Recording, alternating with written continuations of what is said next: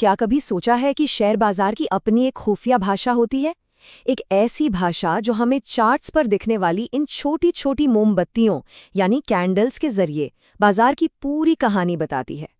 तो आज हम इसी भाषा को समझने की कला यानी कैंडलस्टिक पैटर्न्स को सीखने वाले हैं। सोचिए कितनी कमाल की बात है ना? और बस यही वो राज है जिसे आज हम समझने वाले हैं। हर कैंडलस्टिक एक पहेली की तरह है और अगर इसे हल करना आ गया तो समझिए बाजार के अगले कदम का अंदाजा पहले ही लग सकता है। तो सबसे पहले ये समझना होगा कि हर एक कैंडलस्टिक अपने आप में एक पूरी कहानी कहती है। ये एक खास समय के अंदर हुई एक जंग की कहानी है। और हर कैंडल बस इसी एक बड़े सवाल का जवाब देती है। ये हमें सब कुछ बताती है कि कीमत कहाँ पर खुली, वो कितनी ऊंची गई, कितनी नीचे तक गिरी और आखिर में बंद कहाँ हुई। मतलब एक पूरे दिन या एक घंटे की जो भी लड़ाई हुई वो एक ही कैंडल में सिमट कर रह जाती है। तो इस कहानी को पढ़ना कैसे है? इसके लिए हमें कैंडल के हिस्सों को समझना होगा।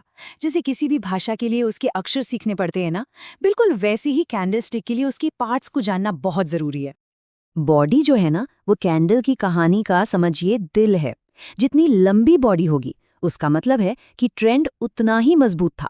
बॉडी की लंबाई से ही पता चलता है कि जीत कितनी बड़ी थी, चाहे वो खरीदारों की हो या फिर विक्रेताओं की। अपर विक वो चोटी है, वो पीक है जहां तक खरीदार कीमत को ले तो गए पर टिका नहीं पाए। सेलर्स ने वहां से उन्हें वापस नीचे धकेल दिया। और ठीक इसी तरह लोअर विक वो सबसे निचला पॉइंट है जहां तक सेलर्स कीमत को गिरा पाए, लेकिन फिर बायर्स ने कंट्रोल लिया और कीमत को वापस ऊपर खींच लिया। एक बात और, लंबी विक्स अक्सर ये इशारा करती हैं कि उस लेवल पर कीमत को रिजेक्ट कर दिया गया है। अच्छा, तो अब जब हम हिस्से समझ गए हैं तो चलिए बाजार की दो सबसे बड़ी ताकतों यानी खरीदारों और विक्रेताओं की लड़ाई को देखते हैं। इस लड़ाई का नतीजा क्या रहा, ये हमें कैंडल का रंग साफ साफ बता देता है। नियम बड़ा सीधा सा है। अगर कैंडल हरी है तो इसका मतलब खरीदार जीते। मतलब कीमत जहां से शुरू हुई थी उससे ऊपर जाकर बंद हुई। और अगर कैंडल लाल है तो विक्रेता जीते, यानी कीमत शुरू होने वाले लेवल से नीचे जाकर बंद हुई। ये एक सिंपल लेकिन बहुत ही पावरफुल नियम है। चलिए, थ्योरी तो बहुत हो गई। अब असल मजा तो इन कहानियों को जोड़ने और पैटर्न पढ़ने में है। हम शुरुआत उन 3 पैटर्न से करेंगे जो सबसे आसान और सबसे कॉमन है। हमारा पहला पैटर्न है हैमर यानी हथौड़ा। ये अक्सर एक बुलिश रिवर्सल का सिग्नल होता है, मतलब बाजार के नीचे से ऊपर की ओर पलटने का इशारा। इसको पहचानना बहुत आसान है।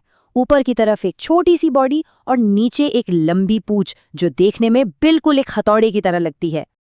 इसकी कहानी क्या है?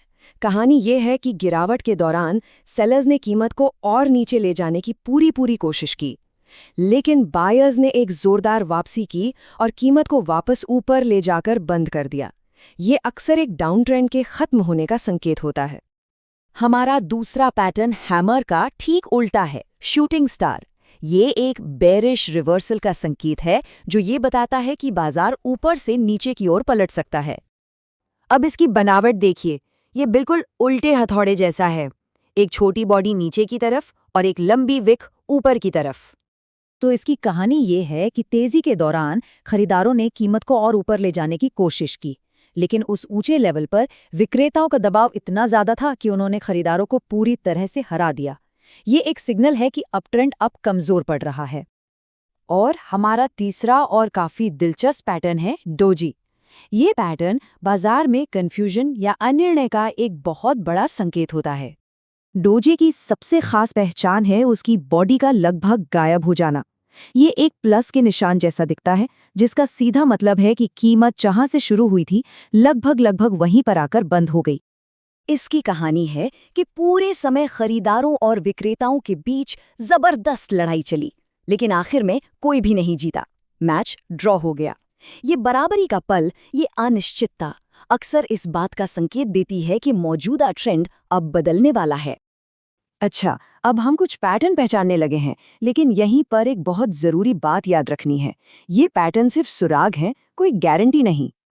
कुछ ऐसी सिचुएशंस होती हैं जहां इन पैटर्न्स पर आंख बंद करके भरोसा करना खतरनाक हो सकता है, जैसे कि कम वॉल्यूम वाले स्टॉक्स में कुछ ही लोग कीमत को आसानी से ऊपर नीचे कर सकते हैं और कोई बड़ी खबर किसी भी पैटर्न को फेल कर सकती है, तो हमेशा सावधान रहना है। तो फिर इसका हल क्या है? हल है ये मास्टर फॉर्मूला। जब एक कैंडलस्टिक पैटर्न को अच्छे ट्रेडिंग वॉल्यूम और बाजार के मौजूदा ट्रेंड का साथ मिलता है, तो वो संकेत कहीं कहीं ज्यादा भरोसेमंद हो जाता है। ये तीनों मिलकर एक मजबूत कहानी बनाते हैं। तो आज हमने कैंडलस्टिक की भाषा की ABCD सीखी है, पर असली खेल तो अभी बाकी है। अब सवाल ये उठता है कि वो कौन से टॉप 5 सबसे पावरफुल पैटर्न्स हैं जिन्हें हर ट्रेडर को जानना ही चाहिए। यही सवाल हमें आगे की खोज के लिए तैयार करता है।